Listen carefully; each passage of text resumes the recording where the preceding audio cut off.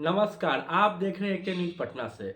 आज पीएमसीएच पर बहुत गंभीर आरोप लगाया गया। पीएमसीएच अस्पताल भारत का सबसे बड़ा अस्पताल की श्रेणियों में आता है, जहां पे उसके कर्मचारी और अधीक्षक पे गंभीर आरोप लगाया गया है। कहा कि बार बार एक ही व्यक्ति को नियुक्ति करना, क्या सरकार के पास कोई उचित व्यक्ति नहीं है जिससे आम आदमी को जन सुविधा और स्वास्थ्य में लाभ मिल सके। वही और आरजेडी प्रवक्ता शक्ति सिंह यादव ने कहा कि बिहार सरकार एक आदमी के नियम के लिए बार बार कानून बदल रही है, जो कि स्वास्थ्य के लिए और आम आदमी के जीवन के लिए अच्छी नहीं है। चाहिए क्या?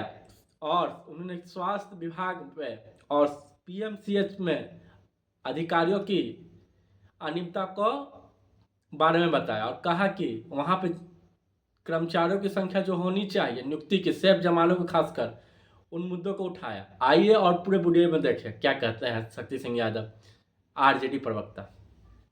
संस्थागत भ्रष्टाचार की ओर ध्यान आकृष्ट करना चाहता हूं। एक ऐसा व्यक्ति, एक ऐसा शख्सियत ताकतवर जिसकी सत्ता प्रतिष्ठान पर इतनी पकड़ है कि सेवानिवृत्ति के बावजूद भी बार बार सरकार उसके लिए नियम बदलती है। मिस्टर ठाकुर जो पीएमसीएच के सुपरिटेंडेंट के पद पर अभी भी काबिज हैं, जबकि 6 दिन पहले उनका कार्यकाल समाप्त हो चुका। किसी व्यक्ति को बार बार सेवा विस्तार सरकार क्यों कर रही है? क्या कोई उपयुक्त व्यक्ति नहीं है, या पूरे विभाग में अकाल सी पड़ गई है? इसकी काबिलियत क्या है? पीएमसीएच के सुपरिटेंडेंट के भ्रष्टाचार के कई आरोप इन पर लगे हैं। यहां तक कि प्रिंसिपल,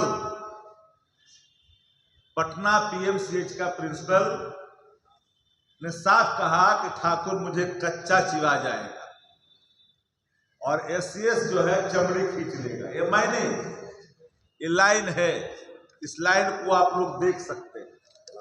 ये लाइन आप देख सकते हैं। ये लाइन को आप देख सकते हैं कि कच्चा चिवा जाएगा और एससीएस जो है चमड़ी खींच लेगा। सिर्फ यही नहीं, कई प्रमाण, कई आरोप सरकार को ध्यान में लगा करके अखिलेश जो एमबीए के पदाधिकारी हैं, उन्होंने मुख्यमंत्री जी को पत्र लिखा और निदेशक अनुशासन निदेशालय को ही पत्र लिखा। उसमें साफ साफ है कि सीए राकेश कुमार चौधरी जो पार्टनर हैं, किस तरह से मिस्टर ठाकुर ने,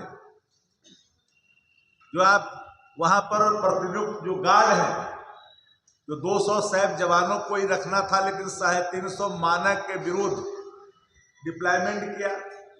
दवा के आरोप हैं, सफाई के आरोप हैं, लेकिन इसके बावजूद भी बिहार की सरकार और स्वास्थ्य महकमा मिस्टर ठाकुर को फिर से सेवा विस्तार की तैयारी कर रही है। ऐसी सूचना आ रही है कि आज मंगल है, कैबिनेट की बैठक है। हो सकता है कि पीएमसीएच के ये दबंग रसूख वाले जो अधीक्षक हैं, उनको पुनः सेवा विस्तार किया जा सकता है। देखिए, माननीय मुख्यमंत्री जी के अचेत होने के कारण बेलगाम हुई अराजकता की जो स्थिति है, अराजक स्थिति जो शासन में आया है, प्रशासन में आया है, सरकार में आया है, ये बात साफ साफ है। और मुझे तो यह हैरानी लगती है कि जिस पर इतने गंभीर भ्रष्टाचार के आरोप लग रहे हो, ऐसे अधीक्षक को सेवा विस्तार क्यों कर मिला? सेवा विस्तार लगातार देते जा रहे हैं। इसलिए कि भ्रष्टाचार की जड़ें बिहार के अंदर में इतनी नीचे तक पकड़ बना ली है कि हर भ्रष्टाचारी एक दूसरे भ्रष्टाचारी को संरक्षित कर रहा है, और इसमें सीएमओ भी अछूता नहीं है। भारतीय जनता पार्टी तो भ्रष्टाचार की वो जननी है जहां पर भ्रष्टाचार ही भ्रष्टाचार होता है। और ये आरोप मैं सिर्फ यो नहीं लगा रहा, आप सभी पत्रकार साथी हैं, आप जानते हैं कि ऐसे व्यक्ति को लगातार सेवा विस्तार के लिए क्यों, जब एलएनटी काम कर रहा है तो मानक किया है सामने ला करके खड़ा करना कि अस्पताल का निर्माण हो रहा है, इसलिए काम सेवा विस्तार करो। अरे अस्पताल का निर्माण तो एलएनटी कंपनी कर रही है, जो संवेदक है वो काम कर रही है, सरकार उसकी मॉनिटरिंग कर रही है। स्वास्थ्य विभाग के अंदर जो आधारभूत संरचना बनाने वाले जो निगम है, उन चीजों के इंजीनियर उसको देखरेख कर रहे हैं। क्या रोल है मिस्टर ठाकुर का? इस पर गंभीर भ्रष्टाचार के आरोप लगने के बावजूद भी सरकार इनको रखना चाहती है।